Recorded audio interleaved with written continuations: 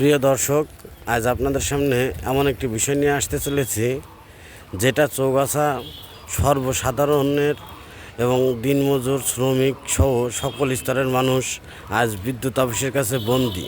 তারা বিদ্যুৎ সংযোগ বিচ্ছিন্ন করতে গেলে এবং 1 মাস বিদ্যুৎ বিল বকেয়া হওয়ার সাথে সাথেই কোনো নোটিশ না দিয়েই বিদ্যুৎ বিচ্ছিন্ন করে দিয়ে আসছে এবং গুনতে হচ্ছে জরিমানা সহ আরও 828 টাকা। আজ সর্বসাধারণের পক্ষ থেকে গেছিলাম বিদ্যুৎ অফিসে, বাকিটা আপনারা দেখুন। আবার ওই 28 তারিখে ধরেন যে বিলটা দেওয়া হয়েছে, 28 তারিখে জমা হয়ে গেছে কি ব্যাংকে জমা দেওয়ার সাথে সাথে জমা হয়ে যায়।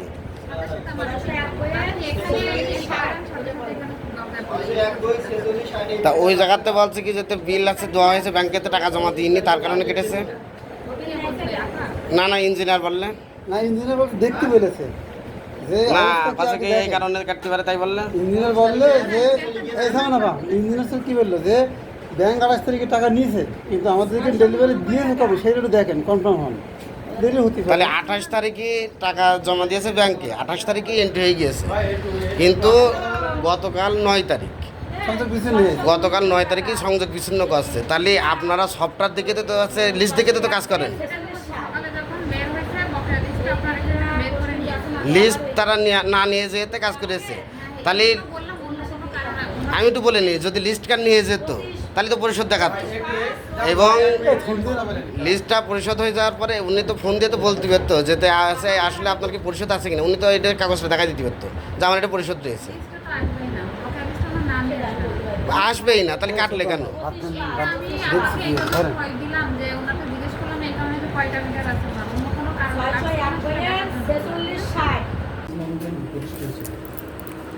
আমি যতটুকু ধারণা করছি যে আমরা যে আমাদের ধারণা যে ওই টাকাটা ব্যাংক হয়তো ইনপুট দেয় নাই, যার কারণে আমাদের কাছে পৌঁছায় না বিষয়টা আছে কি আগে আমার কথা শুনুন।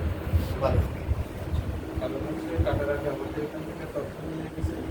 এখন আপনি অ্যাকুরেট তথ্য পাবেন নিচে আমাদের 208 নম্বর অনুযায়ী যে অদৌ এই টাকাটা কবে জমা হয়েছে, কোনো একটা জমা হয়েছে, কোন সময় জমা হয়েছে, সব কিছু। আচ্ছা আমি তো বলিনি, শুনুন বিষয়টা আছে কি এই যে ধরেন এই একটা বিল এই যে বাসা বিল আপনার কাছে 1 মাসের টাকা বা আছে বাকি রয়েছে। আমাদের এখন সবই 1 মাসের। না 1 মাসের টাকা বাকি রয়েছে, ঠিক আছে আপনারা কেটে দেন, তাতে সমস্যা নেই। আমরা একজন গ্রাহক হিসেবে জানতে তো পারি যে আমার দেখা যাচ্ছে কি 1 মাসে 179 টাকা আমার আছে ইয়ে সহ আমার আছে টাকা দেওয়া লাগছে লাভের টাকা, কিন্তু আপনারা কেটে আসার পরে 800 কত টাকা আপনার আছে দেওয়া লাগছে জরিমানা। তাহলে এইটা কাটতে যাওয়ার আগে তাহলে কি ফোন করে জানা উচিত ছিল না? কেন আমার পরিবার সহ তো আমরা তো হাসপাতালে কিংবা বাইরে তো যে কোনো জায়গায় থাকতে পারি, ইনকেস ঘটনা ঘটতেই পারে। তাই বলে আপনারা আছে কারোর কাছে ফোন দিয়ে তো বলার প্রয়োজন নেই।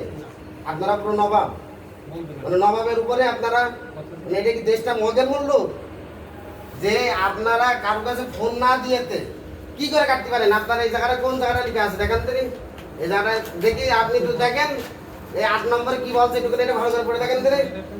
আপনি পড়েন, আপনার তো আপনি পড়েন, আমি পড়ে আছি। এই যে নির্ধারিত তারিখের মধ্যে বিল পরিশোধ না করলে সংযোগ বিচ্ছিন্ন করে দেওয়া হইবে। তারপর কি লেখা আছে? বিদ্যুৎ সংযোগ বিচ্ছিন্নকারী দলের নিকট বিদ্যুৎ বিলের অর্থ পরিশোধ করিলে বিদ্যুৎ বিলের অতিরিক্ত কোনো টাকা পরিশোধ করিতে হইবে না। মানে এই আজানলেন পড়েন।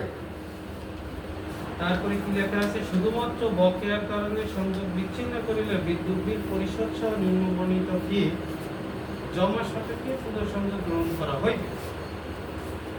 1 পেজে 600 টাকা।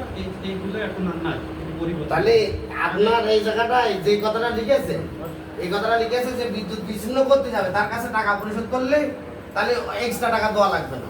কিন্তু এখানে আপনার যে টাকা যে কাটতে যাচ্ছে মিটার, সে যদি যোগাযোগ না করে তাহলে কি করে তাহলে তার কাছে টাকা দেবে? নির্দিষ্ট তারিখের ভিতরে আপনি বিল পরিশোধ করে দেবেন। আরে ভাই এই জায়গাটায় আপনার লেখা আছে, এটা কি এই জায়গাটায় আপনি নিজে বিল দিচ্ছেন, আপনার নিজে লেখা রয়েছে আইনি, আর আপনি আইন বাদে আপনি অন্য কথা বলছেন। মানে আসলে কথা বলছেন কথা বলবেন না থামবে কি জন্য? এই জায়গাটা কি লেখা রয়েছে নাকি? এই জায়গাটায় দেশটা কি মগের মূল্য হয়ে গেছে নাকি?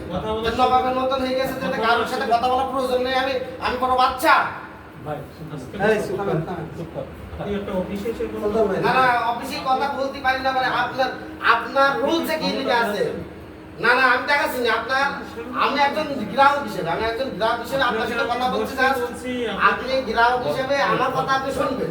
সরকার আপনার এই জায়গায় হয়েছে, বলার থাকে নিচে এই যে না না সরকার আপনার এটা বসাইছে আপনার জনগণের সেবার জন্য। দ্বিতীয় তলায় যে অফিস প্রধান আছে ওনার সঙ্গে কথা বলুন যদি কিছু বলার থাকে।